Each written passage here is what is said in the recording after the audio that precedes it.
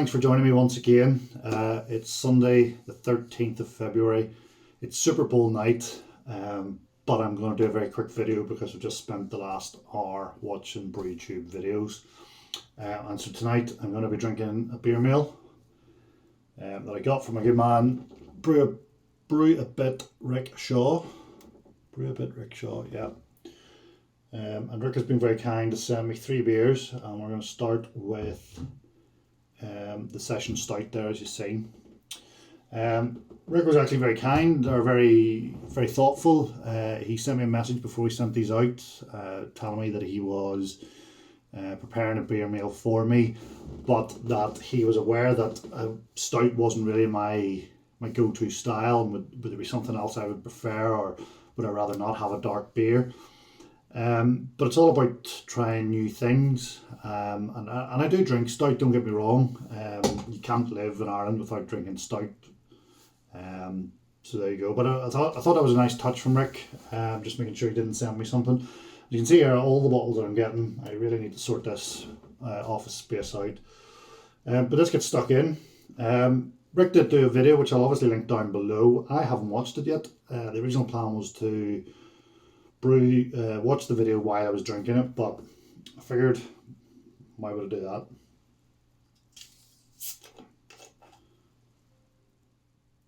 Oh, you can't see the smoke.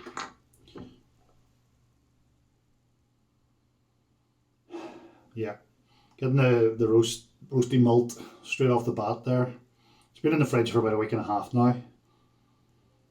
Yeah, bit of water still in the glass. Let's give this a pour.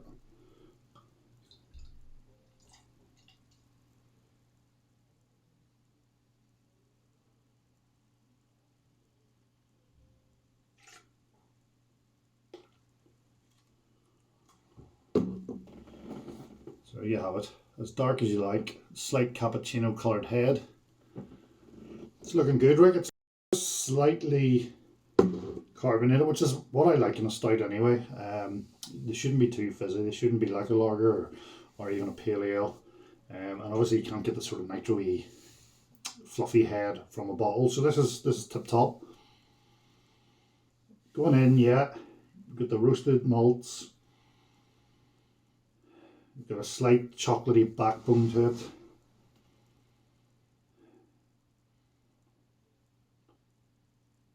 Not much else going on there, but you wouldn't expect it from this sort of a beer. It does smell like a stout, like Guinness.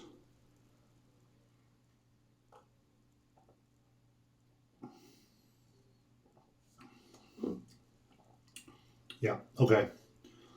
Fantastic. So I'm getting straight off the bat, the first thing I notice, when you think stout, you think heavy, you think thick. It's quite thin bodied, which I like. I'm actually, yeah, I'm really keen on that. It's 4.2% ABV, so you know it is sessionable, as he's named it there, session stout. It's quite thin body, but there's quite a complex sort of roasty flavour going on there. It's not quite as complex as, you know, some of the commercial stouts, Beamish, Guinness, Murphy's,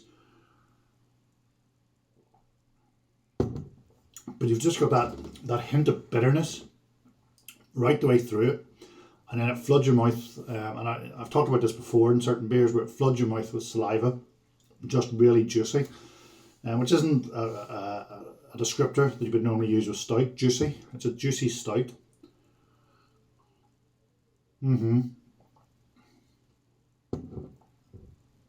Rick, I'm going to keep this very, very brief, but I really like that beer. As I say,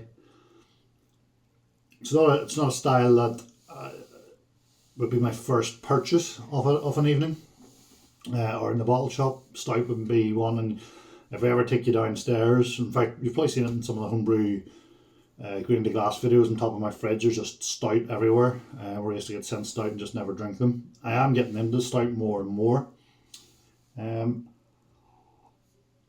in fact, I've got a stout on at the moment for myself, which just needs a couple of additions, and then it'll be bottled. A few people are going to get it sent out to them. The rest are going to be bottled and conditioned here. But yeah, anyway, I'm sort of jumping between my own stuff and your stuff. But yeah, I like that. There's actually a slight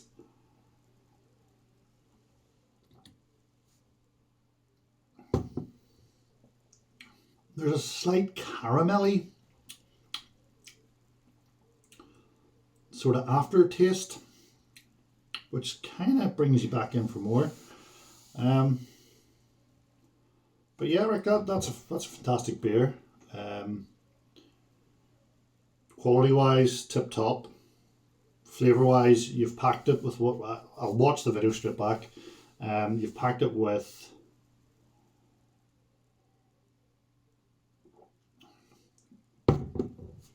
the good stuff. I'm sort of, my mind's sort of wondering a wee bit now about what I'm going to do with my own stuff, if I'm being honest. But yeah, 2 thumbs up on that one, Rick, which is obviously the Jacko scale. You either get 2 thumbs up or you don't. Definitely doing something right there. So the other 2 you've sent me are Bohemian Lager, which I lifted out of the fridge and I could see the yeast going back up through it. So it has cleared again.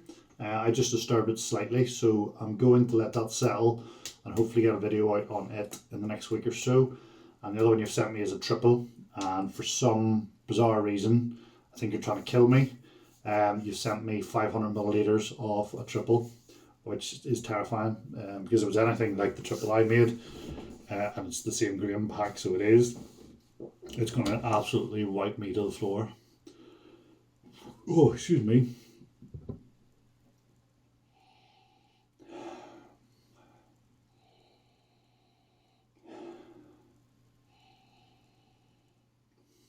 Yeah, I'm not getting anything new off that.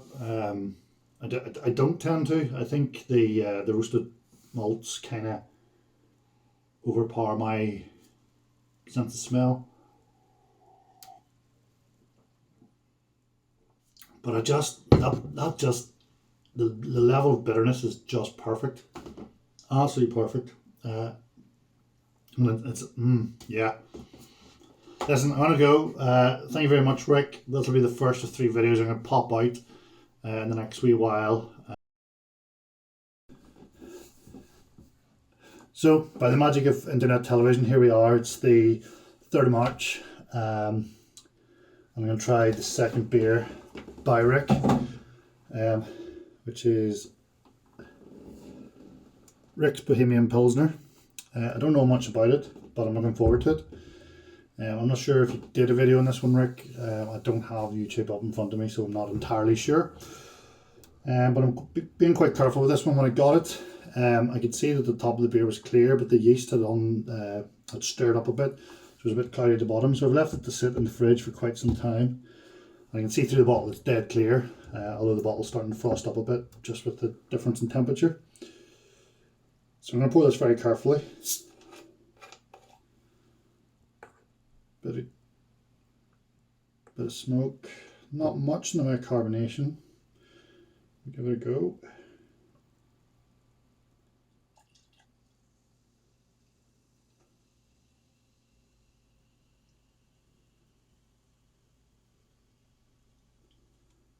That's these kids. Look at that. That is a thing of beauty. Now the glass is frosted up almost immediately.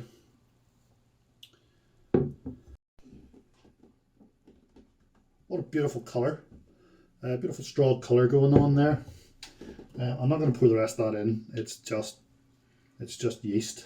But yeah, I can see good levels of carbonation streaming up the glass. Unfortunately, very little in the way ahead.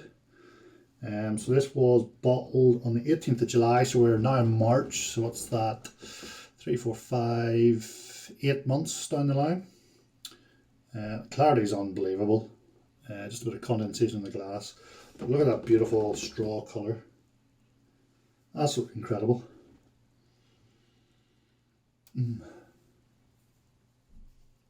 Tried to snorkel it there. So we've got a nice sort of sweet,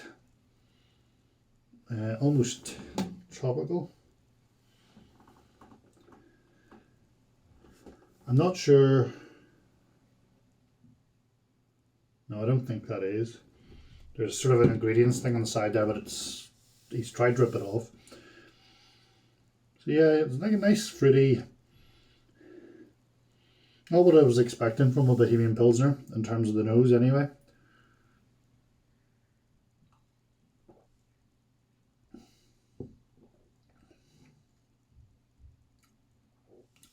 Oh my, yeah, that's incredible. Nice thin body, dry and finish.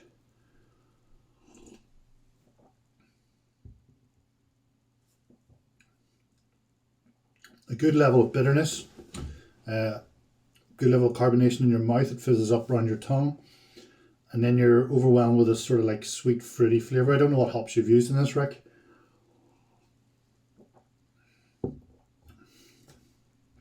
It's a very enjoyable beer.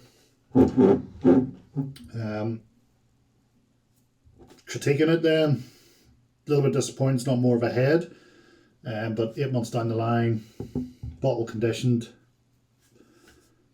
the level, just the carbonation levels there. I don't know, maybe do you need a different grain in there to help the head? But the colour and the appearance of that beer, just incredible. On the nose, just invites you in. You just want to get straight in there. And then when you actually taste it,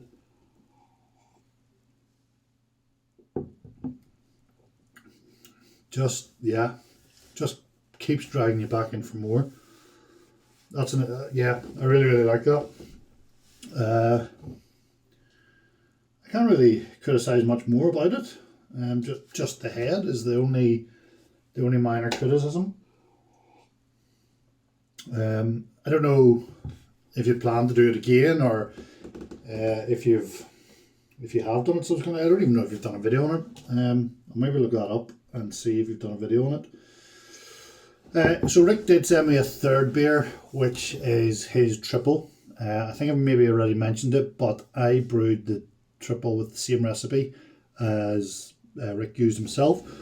So I'm going to do a side by side. I have a couple of bottles of mine left. He sent me a bottle. So we're going to do a side by side. So I'll do that as a separate video. It'll come in the next week or so. I'm not going to try and work out BrewTube time travel. So coming up on my channel then, there will be I'll have no grain the glasses ready.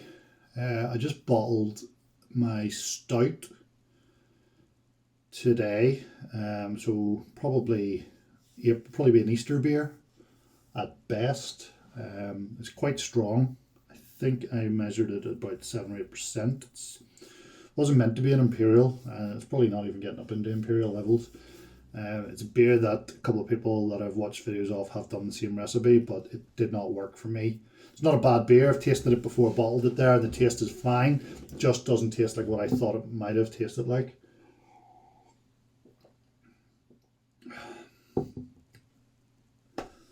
I'm going to do a rye IPA. So that's coming up. Hopefully I'm going to get that done maybe by this time next week. So there'll be some brew footage of that done, and then it'll go on keg. Yeah, and then I'm starting my list of things. Well, the rye IPA was on the list of things I want to do in 22. But I'm going to get really stuck into it. I'm really going to try and crack water chemistry for NEPAs and for lagers. And then we'll get cooking on that. There is a bit of a change coming up in the channel. Probably towards the end of this month, so maybe this might be the last video on this format. Don't want to give too much away at this stage. I'm thinking, you can see the steam coming off my head. Anyway, back to the beer. If you're doing this again, Rick, I would really appreciate, well, I mean, not one to send requests in, but I'd really, if you did do it again and you were able to bottle it off the keg, I would be very interested in having it off the keg. But there's absolutely, it's a tip-top beer, 2 thumbs up. I'm going to need a new scoring system because everything's getting 2 thumbs up at the minute. Anyway.